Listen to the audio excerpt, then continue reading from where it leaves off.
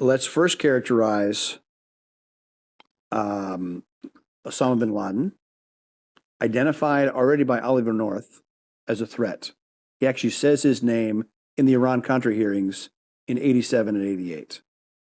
87? He was already 88. on the map. Yes. Eric Prince is a former Navy SEAL who served with honor, and the founder of Blackwater, a private security company. But he's wrong about Oliver North having warned about Osama bin Laden 14 years before 9/11 when he testified about his role in the Iran-Contra scandal. In fact, no one ever mentioned bin Laden in any of the investigations of Iran-Contra, and there's a reason for that. But before we get into how this myth began and hear what Oliver North really said, please take a moment to like, leave a comment, and subscribe. As a matter of background, the Iran-Contra affair, as it's come to be known, was the U.S. government's secret dealings to sell weapons to Iran in exchange for Americans taken hostage by the Islamic fundamentalists who overthrew the secular Iranian government in 1979. Monies from the sale were illegally used to fund the Contras, the rebels fighting the communist Nicaraguan government from August 1985 to March 1987. The National Security Council was the operational entity that secretly ran all of it, and the man who was put in charge was U.S. Marine Lieutenant Colonel Oliver North. At the suggestion of CIA Director William Casey, North hired retired Air Force Major General Richard Secord, a man with experience in special operations, to assist him. What they created was a vast private organization to engage in covert activities that was referred to as the Enterprise. So what is the origin of the myth repeated by Prince? It was first perpetuated in the months following 9/11 in a bogus email that made the rounds of social media. It claimed that an unidentified individual had attended a lecture where an old video of North was shown featuring his Iran-Contra testimony. The fake email said North told Congress that his family had been threatened by Osama bin Laden, but North said no such thing. North said the originator of the mysterious email attributed to him certain statements regarding bin Laden that were simply inaccurate.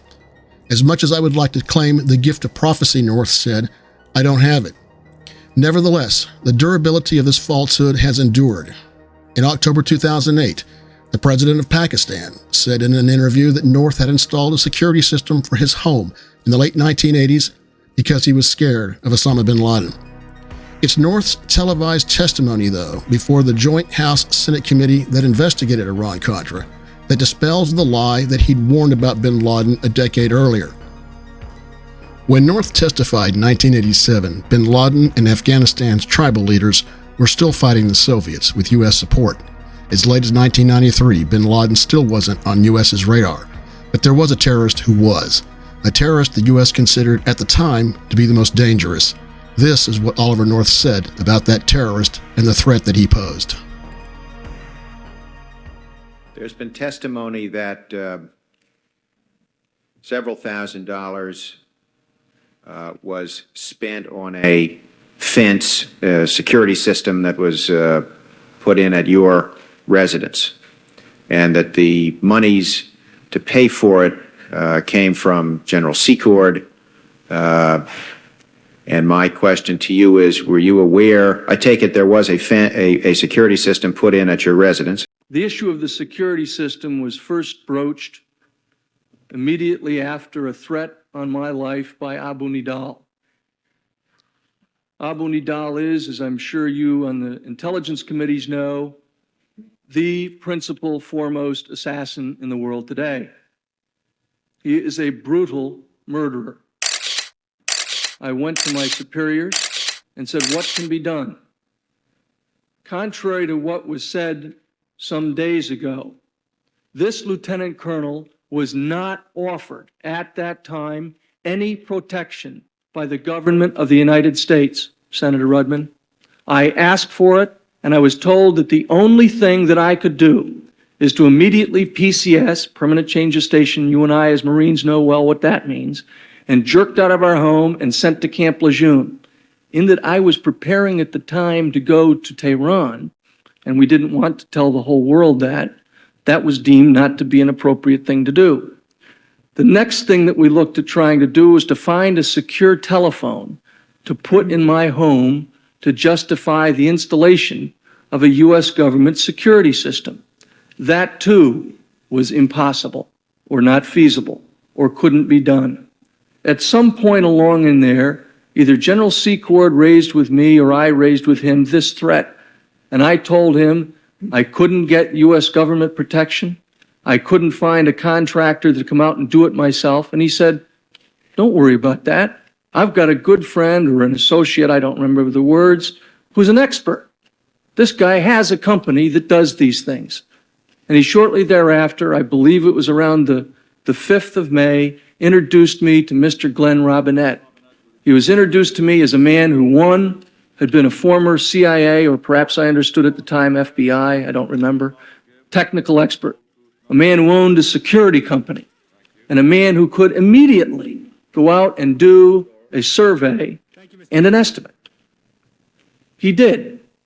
Now, I want you to know that I'd be more than willing, and if anybody else is watching overseas, and I'm sure they are, I'll be glad to meet Abu Nidal on equal terms anywhere in the world. Okay? There's an even deal for him. But I am not willing to have my wife and my 4 children meet Abu Nidal or his organization on his terms. And I want you to know what was going through my mind. I was about to leave for Tehran. I had already been told by Director Casey that I should be prepared to take my own life. I had already been told that the government of the United States, on an earlier proposal for a trip, might even disavow the fact that I had gone on the trip on an earlier proposal, and we can come back to that at some time if you like. And so having asked for some type of U.S. government protection for my wife and children, and having been denied that, and perhaps for fully legitimate reasons, and if there is a law that prevents the protection of American government employees and their families from people like Abu Nidal, then gentlemen, please fix it, because this kid won't be around much longer, as I'm sure you know. We also have an exhibit that we can provide for you that shows what Abu Nidal did in the Christmas massacres. One of the people killed in the Christmas massacre, and I do not wish to over-dramatize this, but the Abu Nidal terrorist in Rome who blasted the 11-year-old American Natasha Simpson to her knees, deliberately zeroed in and fired an extra burst at her head, just in case. Gentlemen, I have an 11-year-old daughter. Not perhaps a whole lot different than Natasha Simpson. When North testified in 1987, the Abu Nidal organization was considered the world's most dangerous terrorist organization. That same year, the CIA said in an intelligence report that its attacks had become increasingly violent and were designed to cause the maximum number of casualties, including civilians.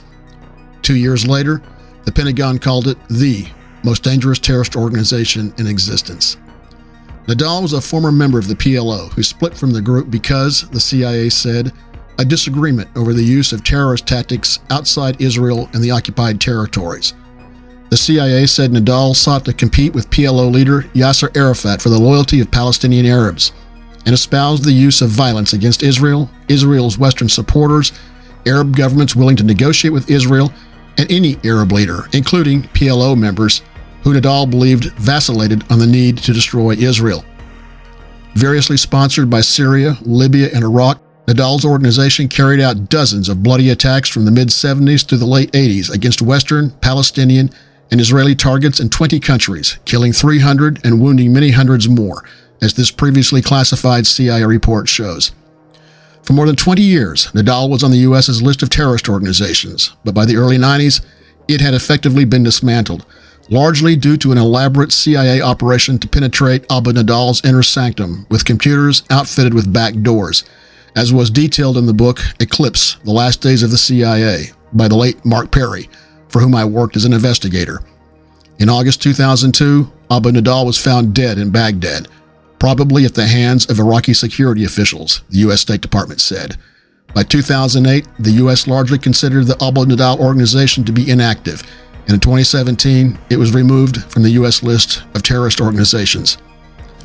Thanks for stopping by. If you enjoyed this, be so kind to like, leave a comment, and subscribe. Until next time, my friends, be safe, well, and frosty out there.